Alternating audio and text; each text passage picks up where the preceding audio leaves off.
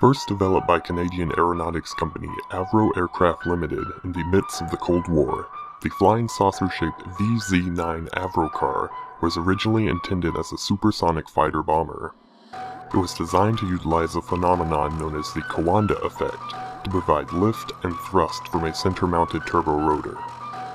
The project was eventually taken over by the US military, with the Air Force seeking a craft that could hover below enemy radar before launching to supersonic speeds, and the Army desiring an all-terrain troop transport that could lift off and land vertically. Several test vehicles were built, but the project was abandoned as the Avrocar could never reach speeds beyond 35 miles per hour without losing control.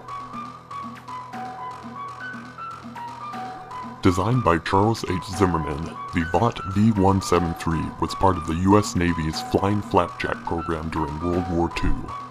The U.S. Navy was seeking a ship-launched fighter with short takeoff and landing capabilities to counter Japanese submarines and kamikazes.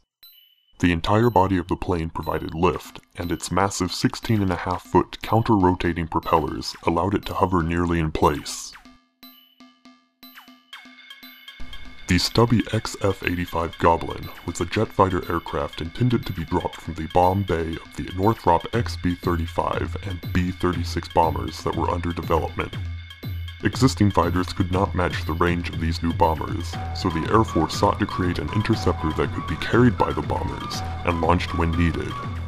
The project was cancelled due to the Goblin's poor performance against larger jet fighters and its difficulties redocking with the mothership bomber.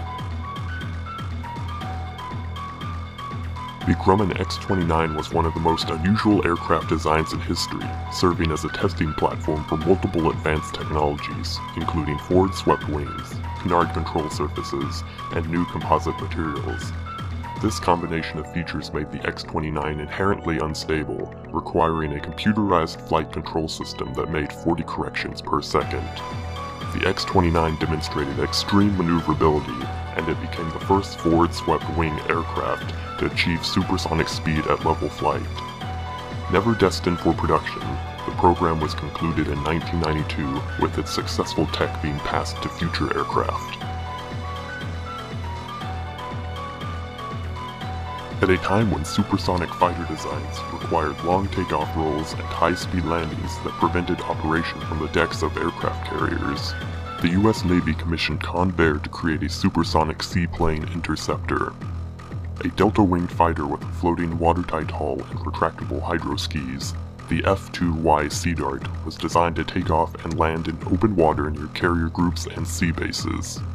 Several Sea Dart prototypes were created in the 1950s, with one design becoming the first and only seaplane